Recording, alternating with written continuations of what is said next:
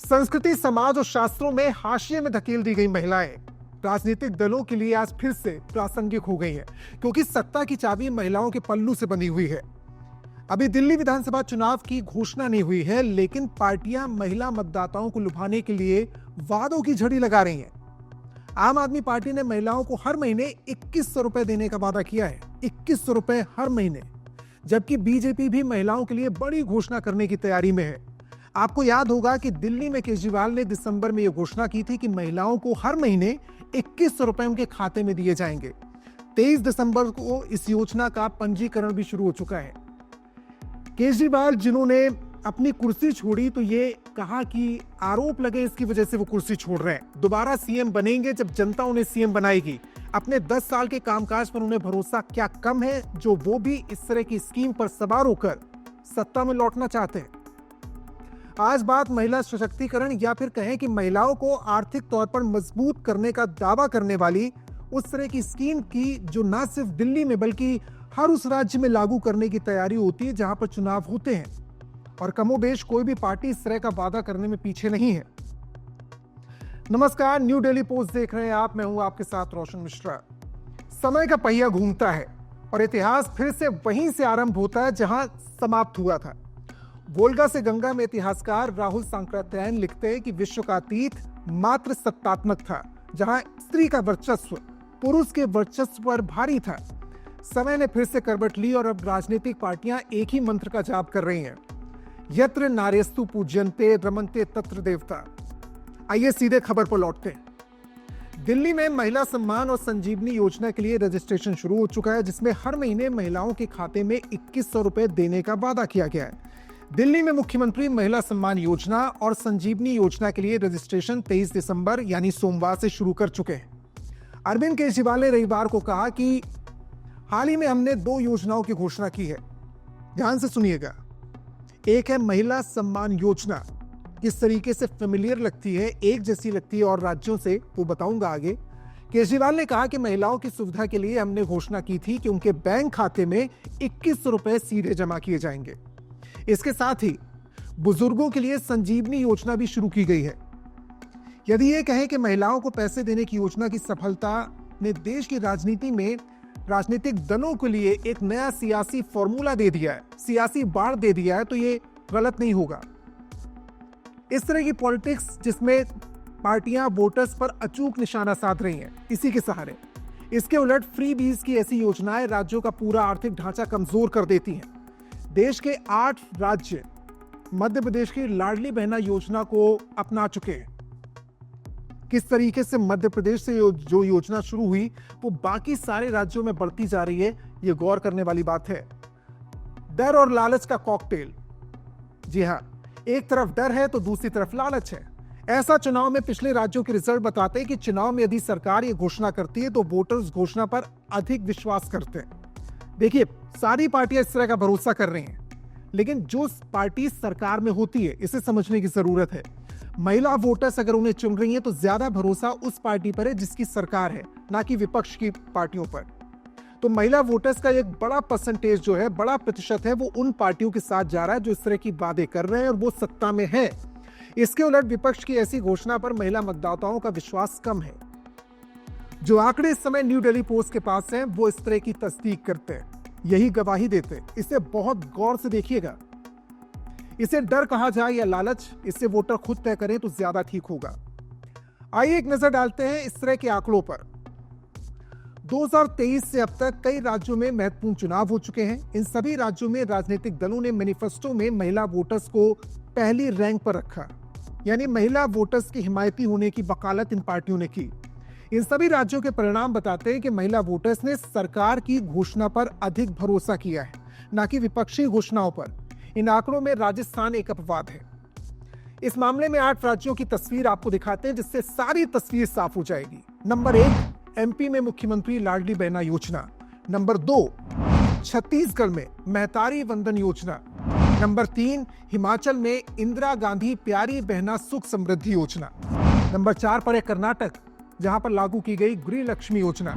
Number 5, Maharashtra, हाल में चुनाव हुए हैं, यहां पर माझी लाडली बहना योजना शुरू की गई थी। नंबर 6 पर है पश्चिम बंगाल, लक्ष्मीर भंडार योजना, नंबर 7 पर उड़ीसा है सुभद्रा योजना के साथ, नंबर 8 पर है पंजाब की महिला सम्मान योजना।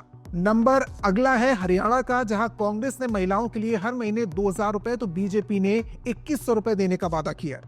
झारखंड में बीजेपी ने मैया सम्मान योजना की तर्ज पर महिलाओं को हर महीने 2100 रुपए देने का वादा किया, स्कीम लॉन्च की। वहीं महाराष्ट्र में भी एमवीए ने गरीब महिलाओं को 2000 रुपए देने का वादा किया था। ये दोनों राज्यों की बात ध्यान से सुनिएगा। मैंने बात की इस समय महाराष्ट्र की और बात की झारखंड की। ये दो राज्य जहां पर चुनाव हुए, किस तरीके से सरकार रिपीट हुई। यहां सारी पार्टियों ने इस तरह का वादा किया था कि महिलाओं के खाते में डीबीटी के माध्यम से, डायरेक्ट बैंक ट्रांसफर के माध्यम से खाते में पैसे जाएंगे। लेकिन भरोसा महिलाओं ने किस पर किया? झारखंड में जो किया वो पुरानी सरकार पर किया, हेमंत सोरेन की सरकार पर। और एमबीए ने भी वादा किया था, महाराष्ट्र में बीजेपी एनडीए ने भी वादा किया, लेकिन यहां पर भरोसा किया गया बीजेपी पर। लेकिन दोनों ही जगहों पर आप वोट में देखेंगे तो विपक्षियों को ज्यादा तरजीह नहीं दी। इसका मतलब साफ है कि लाभार्थी जो वोटर्स हैं वो भरोसा करते हैं सरकारी योजनाओं पर। इस तस्वीर में राजस्थान का पिछला चुनाव अहम है, जहां पर तत्कालीन अशोक गहलोत सरकार ने स्वास्थ्य सहित कई क्षेत्रों में गरीबों के लिए योजनाएं चला रखी थी। 7 गारंटियों का वादा भी किया था, लेकिन कांग्रेस चुनाव हार गई। ऐसी योजनाओं ने तेलंगाना चुनाव में बीआरएस का सुपड़ा साफ होने से बचा लिया था। हालांकि आंध्र प्रदेश में अगर देखें तो जगन मोहन रेड्डी को मदद नहीं मिली। राजस्थान, तेलंगाना और आंध्र प्रदेश जैसे राज्यों ने नतीजों ने यह संकेत भी दिया है कि पहले से चल रही योजनाएं ध्यान से उतर जाती हैं और लाभार्थी वोटर को लुभाने के लिए पार्टियों को अब नया पैकेज पेश करना होता है। घोषणाएं तो सभी राजनीतिक दल करते हैं, लेकिन किस तरीके से राजनीतिक दलों की घोषणाएं महिला वोटर्स पर अधिक प्रभाव डालती हैं, इस फैक्ट को अन्य राज्यों के नतीजे से भी साबित करते हैं। जैसे मध्य प्रदेश को ले ले तो यहाँ पर लाडली बहना योजना में महिलाओं को पहले से ही पैसे मिल रहे थे, लेकिन वोटर्स ने बीजेपी पर ही भरोसा जताया। कई कांग्रेस वहां जो मुख्य विपक्षी, उसने भी इस तरह की योजना लेने की कोशिश की, लेकिन बीजेपी पर ज्यादा भरोसा था। ऐसे ही हरियाणा की बात करें तो यहां पर भी ये शुरुआत की गई है, बीजेपी के पक्ष में ही यहां पर नतीजे रहे। खास बात यह भी है कि इन दोनों राज्यों में सेंटिमेंट कांग्रेस के पक्ष में था। इस तरह के सर्वे में जो तस्वीर सामने आ रही थी, कांग्रेस को एक बड़ा झटका लगा, क्योंकि नतीजे बिल्कुल उलट हो गए। नतीजे आए तो पूरा परिदृश्य बदल गया। कांग्रेस कहीं आसपास भी नजर नहीं आई। आजादी के बाद से दशकों तक चुनावी राजनीति में महिलाओं की भागीदारी बहुत ज्यादा नहीं थी, ना ही उन्हें इतनी अहमियत मिलती थी। इस वजह से यह भी हो सकता है कि ज्यादातर महिलाएं वोटिंग से दूर रहती थी, या फिर यह कहा जाता था कि परिवार में बाकी लोग जहां पर वोट दे रहे हैं, महिलाएं भी उसी पक्ष में जाकर वोट करती थी। लेकिन अब महिलाएं सत्ता चुनने में, सत्ता बदलने में दमखम रखती हैं, ताकत रखती हैं। यही वजह है कि महिलाओं को साधने वाले चुनावी वादे ज्यादा किए जाने लगे हैं। ज्यादा इस तरह की स्कीम आपको चुनाव के दौरान नजर आने लगी है, और चुनावी पंडित ये कहते नजर आते हैं कि ये फला नतीजा इसलिए आया, फला राज्य में सरकार इसलिए बनी क्योंकि महिला वोटर्स ने बढ़ चढ़कर वोट किया। उनमें ध्यान में रखकर योजनाएं इस तरह की लाई जाने लगी हैं। लोकसभा में महिला वोटर और राजनीतिक दलों की बात करते हैं। मध्य प्रदेश में बीजेपी ने जिस लाडली बहना के आशीर्वाद से सत्ता पर सवार होकर 2024 में प्रवेश किया था, पार्टी को अंदाजा था कि इन्हीं लाडली बहनों के दम पर मध्य प्रदेश में लोकसभा चुनाव के नतीजे इतिहास रचेंगे। बीजेपी ने जिस लाडली बहना योजना के बूते एमपी में 165 सीटों पर जीत हासिल की थी, उसी योजना को जारी रखा गया। महिला वोटर्स को भरोसा दिया गया कि हम अगर सरकार में रहेंगे तभी आपको इस तरह की योजना का फायदा मिलेगा। अगर कांग्रेस आएगी तो ऐसा नहीं होगा, कमल खिला रहेगा तो ही फायदा होगा। अघोषित तौर पर महिला वोटर्स के बीच ये बात बैठ गई कि अगर बीजेपी चुनाव नहीं जीती तो लाडली बहना योजना बंद हो जाएगी। जो हम नैरेटिव की बात करते हैं, ये सारा चुनाव नैरेटिव पर होता है। हालांकि कांग्रेस का यह दावा था कि बीजेपी ने कांग्रेस का आइडिया चुराया है। लोकसभा चुनाव में राहुल गांधी ने महालक्ष्मी योजना का ऐलान किया था और वादा किया कि कांग्रेस अगर देश की सत्ता में आई तो देश की गरीब महिलाओं को लखपति बना दिया जाएगा। हर गरीब महिला के खाते में 1 लाख रुपए जाएंगे। लेकिन महिला वोटर्स को सीधे एड्रेस करने वाली ऐसी योजनाओं की जमीन मध्य प्रदेश में महिलाओं ने एक तरीके से नकार दी, भरोसा नहीं जताया। लाडली बहनों की बदौलत लोकसभा चुनाव में गौर करने वाली बात है, इन्हीं लाडली बहनों की वजह से, इन्हीं स्कीम की वजह से मध्य प्रदेश में 29 लोकसभा सीटों में बीजेपी ने 29 में सभी 29 सीटों पर कमल खिलाया। ये 2024 में लाडली बहनों की इसी फॉर्मूले में महाराष्ट्र और झारखंड में और हरियाणा में सियासी दल सत्ता में सवार होकर वापसी करने में कामयाब हुए। छत्तीसगढ़ में महतारी बंधन योजना की बात करें तो घोषणा बीजेपी ने तब की थी जब राज्य में कांग्रेस की सरकार थी। इस योजना को राज्य के विधानसभा चुनाव में गेम चेंजर योजना माना गया। छत्तीसगढ़ में बीजेपी की सरकार बनने के बाद 70 लाख पात्र महिलाओं को हर महीने इस योजना के तहत 1000 रुपए दिए जा रहे हैं।